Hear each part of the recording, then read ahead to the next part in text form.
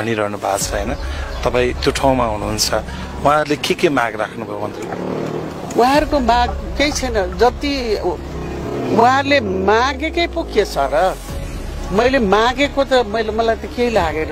उहाँहरूको जो नोक्सान हो त्यसको क्षतिपूर्ति त कहिले हुनै सक्दैन, नेभर बी, कहिले हुनै सक्दैन र राज्यले गर्न पनि सक्दैन, जिउँदो फर्काएर त ल्याउन सक्दैन। उहाँहरूको त वास्तवमा त्यो छोरा हो नि, छोरा अमूल्य चिज थियो, अब मूल्यवान भनौँ न उहाँहरूको लागि, त्यस्तो छोरा गयो होइन। अब त्यही पनि के छ भने बाँचुन्जेललाई एउटा अलिकति राज्यबाट मद्दत हुन्छ कि, कोसिस त उठ्ने त उहाँहरूले गर्ने हो होइन, अर्काले दिएर खाएर त के हुने हो। कोसिस त उहाँले, अब उहाँ घर व्यवहार सबै छोडेर बसेको मान्छेले फेरि यो नातिहरूको लागि त बाउ बनेर उभिनु पर्यो। अब त्यही हो, त्यसमा राज्यले कति मद्दत गर्छ, कति पर्सेन्टसम्म सहयोग गरेर चाहिँ उहाँहरूलाई चाहिँ अलिकति परिवारलाई राहत हुन्छ भन्ने त्यही विषय